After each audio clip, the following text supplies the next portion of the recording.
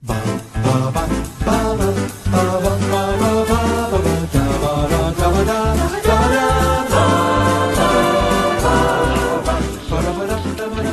ideas. You've just crossed over into the Twilight Zone. Hello, I'm Thomas Carruthers. I'm Jay Ruth. Yeah, Jay Ruth is eating. Long live Walter Jameson. We're back to series 1. Back to those early days. Those early days. This was written. Let me get it. I haven't even got it up here. Long live Walter Jameson.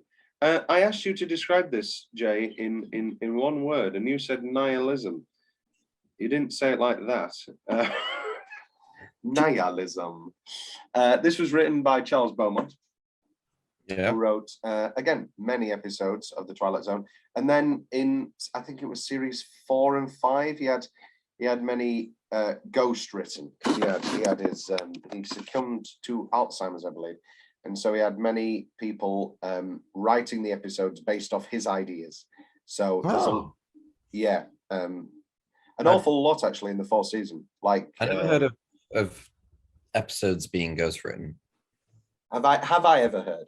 No, I've never heard of it. Oh yeah. Well, Charles Beaumont was one of the big names of the show, writing wise. It was, you had Richard Matheson.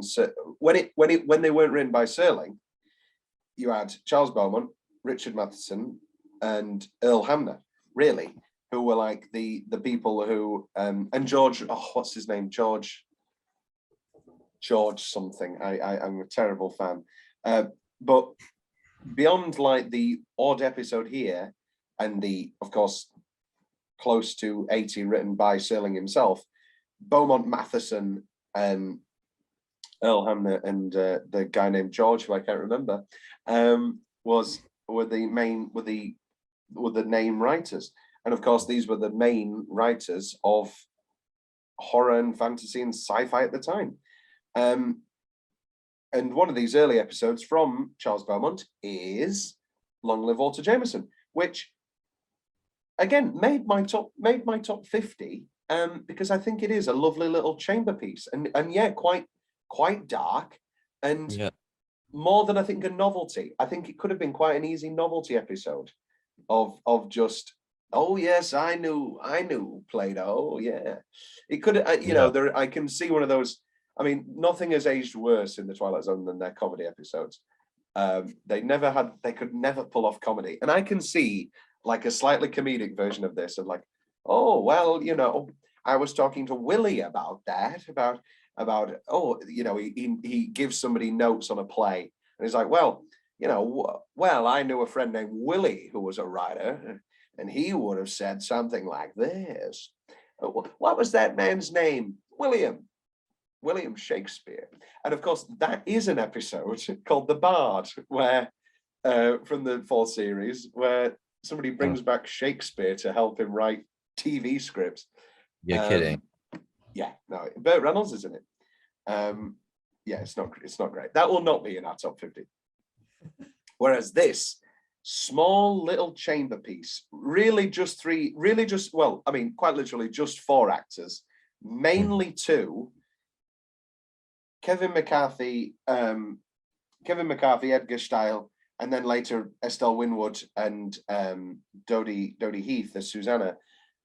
Just this dark little contemplation piece, like just a small chamber piece, going through, talking through a concept.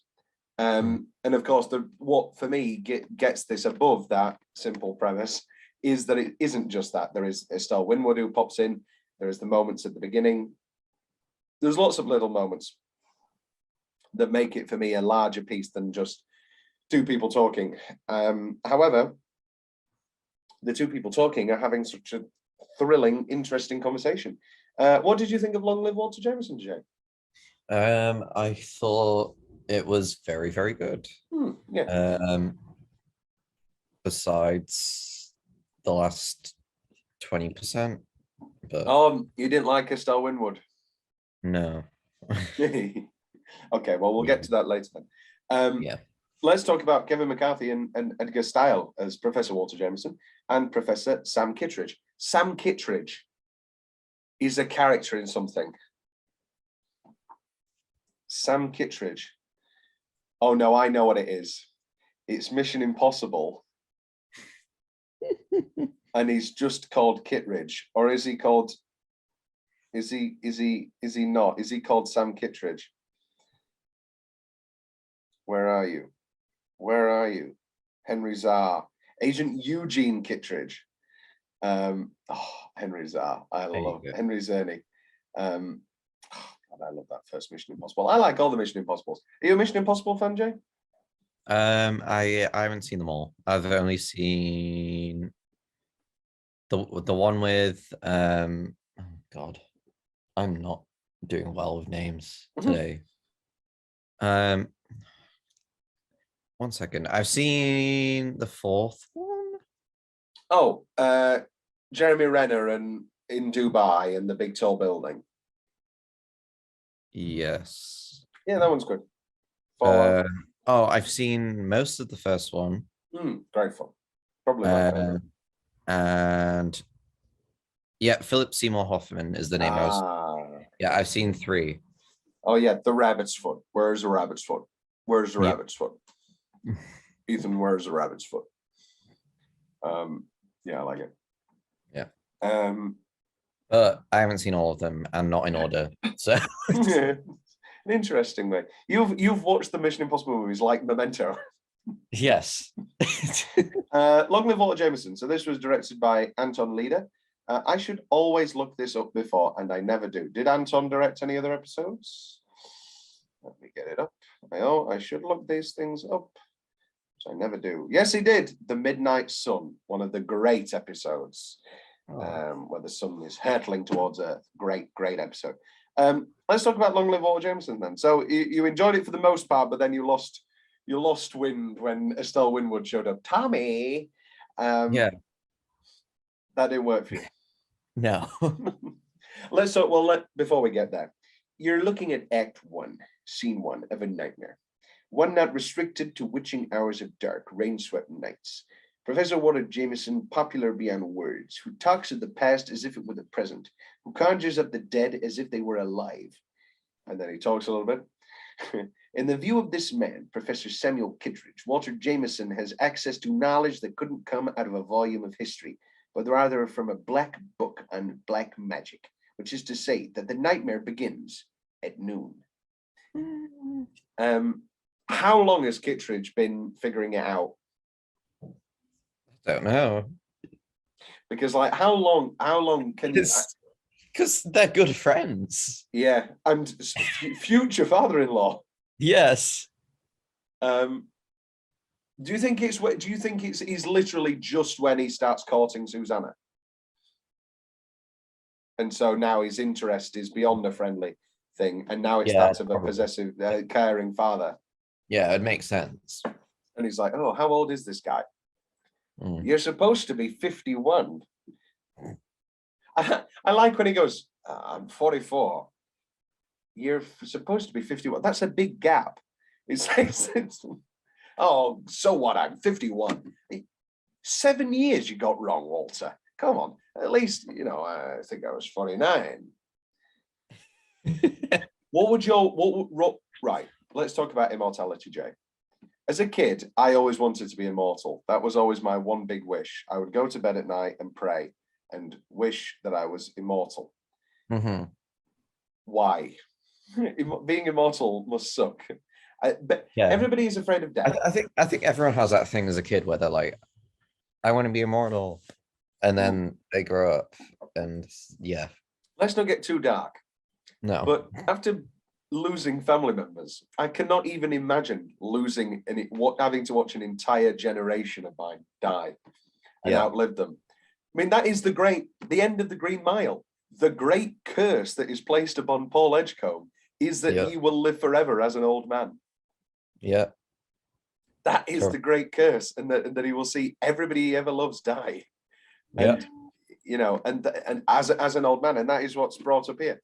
What if you lived as 30 or 70. Would you like to live forever as the way you are now? It's better than dying. No, you're wrong, Sam.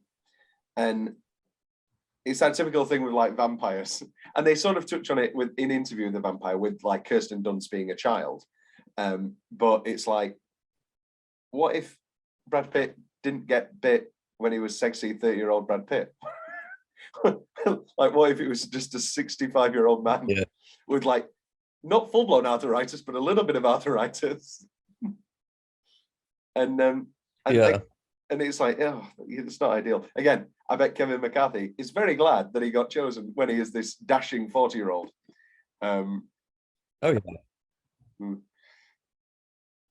What are your other immortal? I think a lot of it's sort of linked with vampires and vampirism and those sorts of movies.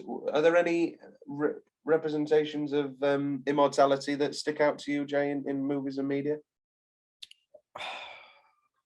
There should be.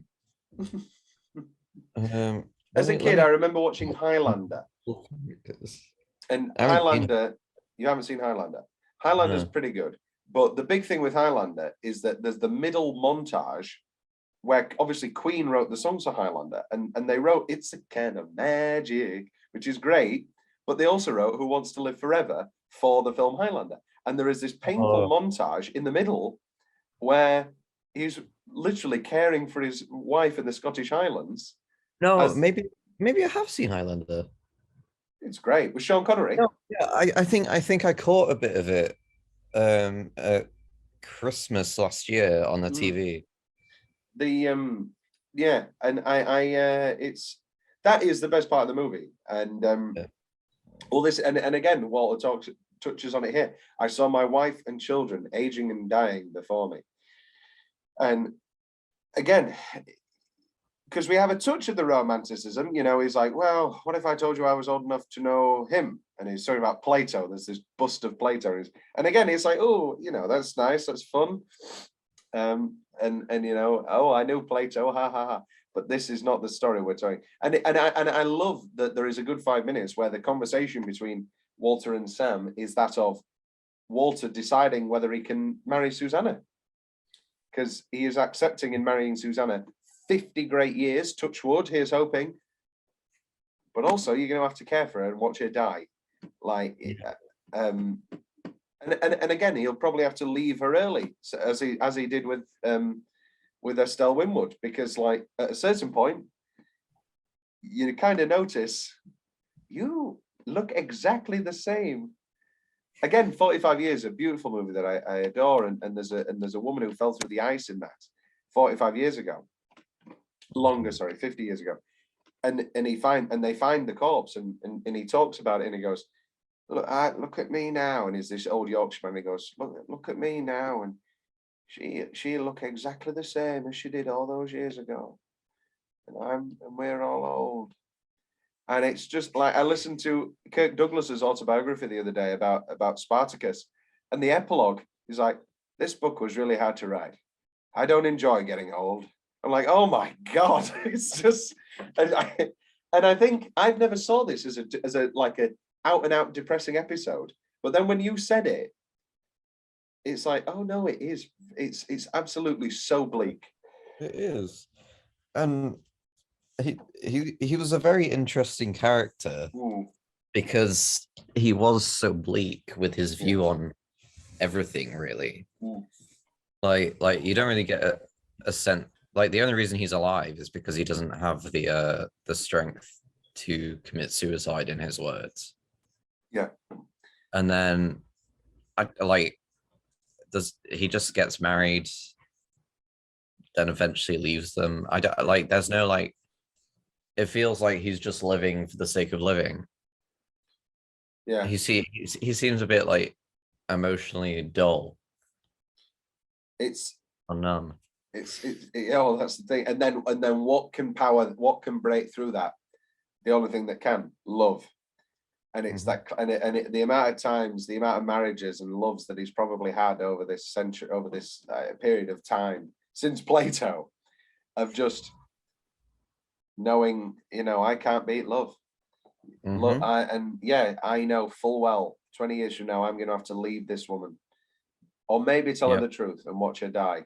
There is two options. Leave her or tell her the truth, which she won't believe. Let's just face it, she won't believe it.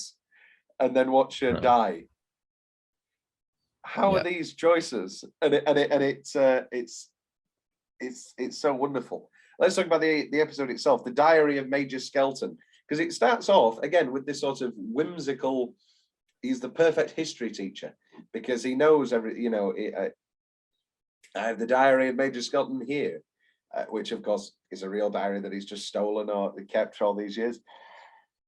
And he's talking about it, and he goes, and the way he teaches history as if he was there, and you know the way the kids talk about you, Walter, it's like you were there, and these glimpses, and it's like, oh, okay, so this is the episode, and then we end. Nighttime comes, and we spend most of the episode here. That we see Estelle Winwood, the old woman on the garden at the very start. She's peering, and we sort of forget about her because it's only one glimpse. Or were you constantly like, where is that old woman?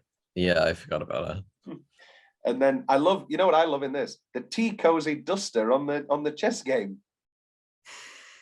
For the dust, and they're keeping it all this time.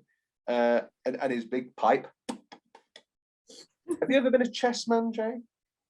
When I was a kid, I played a few times, but I never had like a big phase. Previous and future guest Rian Holmes played chess with Ruby, you know Ruby, and the way that they told it, I came after for a drink or something, I can't remember. I think we were watching Scream. Anyway, that doesn't matter. But the and the way that Ruby told it was that Rian won because she kept forgetting about rules. And she just kept forgetting. And by the time that she'd got the pawn all the way to the other side and swapped it for a queen, she was like, what? You get your queen back? Because I think chess is a game where if you forget to tell people rules, it's like, oh yeah. And if I get my pawn all the way there, then I can have my queen back. You wouldn't believe it because you'd be like, what? You get your queen back? You know what? I'm never playing it with my flatmate. Yeah. Yes, he likes chess, doesn't he? He's a big chess guy. Probably, but I have a feeling that he's probably his rule bending when it comes to is very annoying. I recently watched Gone Girl for the first time with my girlfriend. Have you seen Gone Girl, Jay? I believe you. Yeah. And never have I related more to serial murderers on screen than when Amy Dunn is playing the mini golf and they're just playing it and they're just hitting it randomly, and she just goes, "Are we going to keep score?" And that's me. I would most definitely. Well, have we ever played a game or something, Jay? I mean, you have undoubtedly seen my competitive nature. I am a horrible man. We play Cluedo. Yes. Yeah. Cluedo. That's another one where we played it. We played a goddamn whole game of Cluedo with previous and future guest Ava and somebody else, and it got to the end, and I was like, "It's Jay Reef. Why am I making up Cluedo things? Everybody knows Cluedo. It was Colonel Mustard in the kitchen with a knife, which was what it had to have been from the clues I'd been given." And then this woman went, "No, I've got the kitchen here." It's like, I asked you if you had the kitchen a moment ago. And she just didn't understand. Great time. Again, the glimpse early on of time marches on for some of us. And the big giveaway is this ring. He's kept the ring on this entire time. Would you...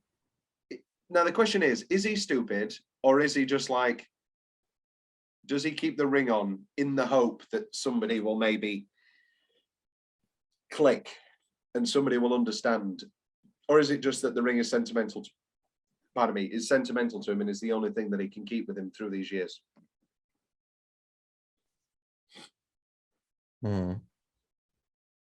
It may be something as simple as just the sentimentality. Yeah, I think it might be more the sentimentality. And do you think he's secretly hoping for somebody to figure him out? I mean, if he's lived for this long, I'm sure there must have been some people who have. Yeah.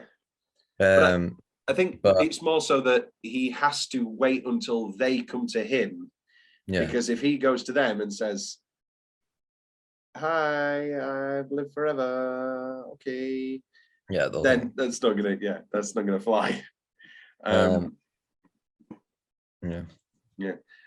That's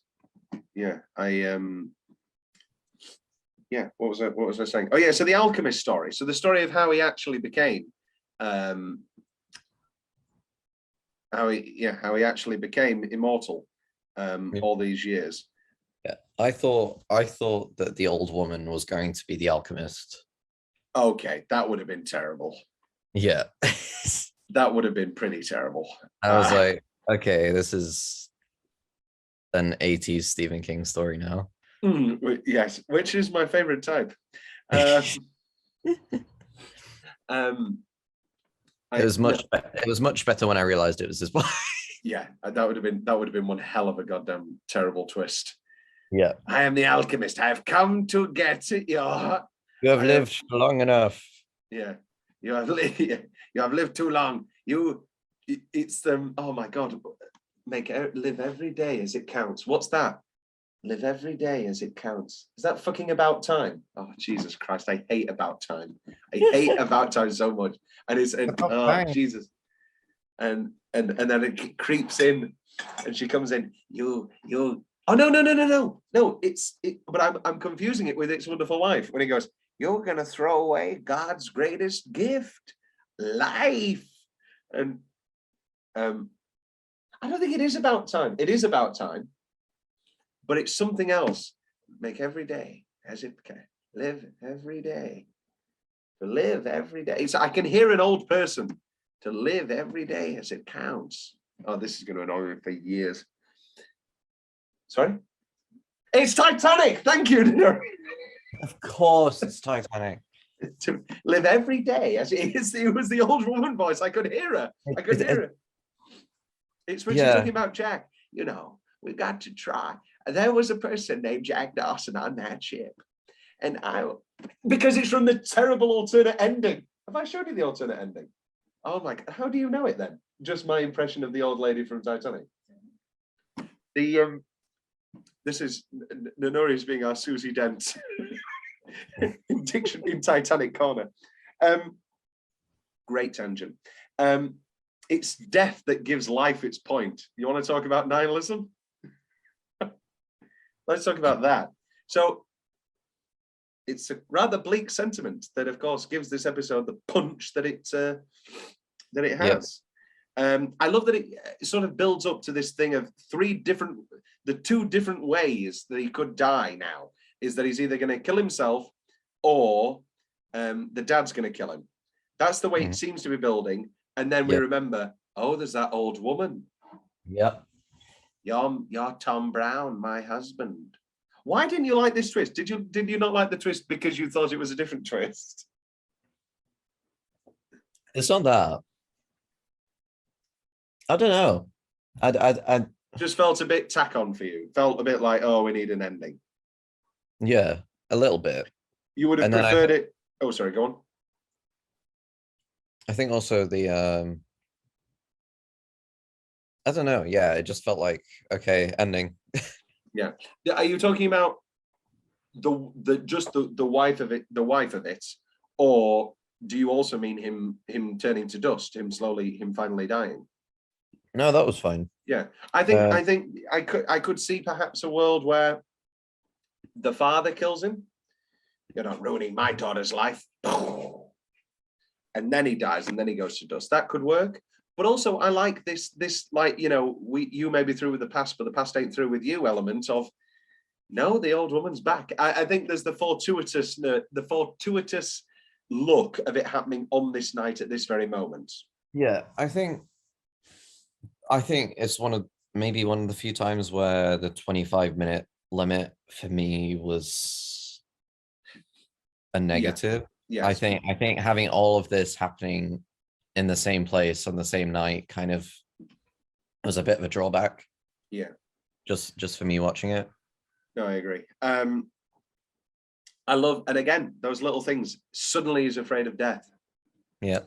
You know, he's been talking about, I want to die, but I'm too car, you know, and finally somebody's going to kill him and he's afraid of death in that moment, as aren't we all? And in that moment, immediately he's like, oh no, this is why I wanted to be immortal. Tommy, it's wrong. You can't go on hurting people. A moment for me that just doesn't work is Estelle Winwood just stood on the porch. Yeah. And then he comes up, are you okay? And then she scuttles off. It just doesn't work at all. It's just ridiculous. Why did they even shoot that? Yeah. So I felt like it was go on. a bit of a fever dream after he was shot. Yeah. Kevin McCarthy's transformation from a middle-aged man to an old man on screen without any cutaways as accomplished, well, in the first part, was accomplished by applying red-coloured age makeup to McCarthy's face and then lighting the set with red key lights, which disguised the age makeup. As the scene progressed, the red key lights were gradually replaced with green lighting, a change imperceptible to the black and white film in which the scene was shot, but which made McCarthy's face appear to age spontaneously, something that normally couldn't be done with early 1960s technology without taking the camera off the actor for at least a brief cutaway. So quite a revolutionary piece of effects either. And then the cutaways start, and he's getting older and older, and then nothing lasts forever, thank God. You know, and the horror of these final moments, and then he's dust. Yeah. Bad job by the dad. Where's Walter? He's dust. And Susanna doesn't have any questions? No. Less step Yeah. and It's definitely the last few minutes. Yeah. Where I was like, okay. Yeah. Right. You just need Susanna to run in and be like, oh my God. Ah, maybe a scream. Yeah. And the father going, what happened? And the father saying something, you'll never understand. I don't think I ever will. There. Yeah, Rod Serling. Fuck you. I'm a better runner than you, Rod Serling. Yeah. I'm kidding, Rod. I love you with all my heart. You are one of my greatest inspirations. I can't believe you've done this. Last step in a long journey, as yet another human being returns to the vast nothingness that is the beginning and into the dust that is always the end. Lovely. Both, but weirdly, the last two episodes we've done don't end with the Twilight Zone. No. Yeah. Here's one kind of sad fact, and here's one very sad fact. Actor Kevin McCarthy occasionally cited his performance in this episode as seemingly having some have come true in his own life, as he remained in good health and continued to act whilst outliving most of his family and colleagues as he approached the age of 100. McCarthy died September 11th, 2010, at the age of 96, having earned an acting credit as late as the year he died, more than 50 years after the episode was produced. Well, good for him. Good for him. Do you want to hear a sad irony?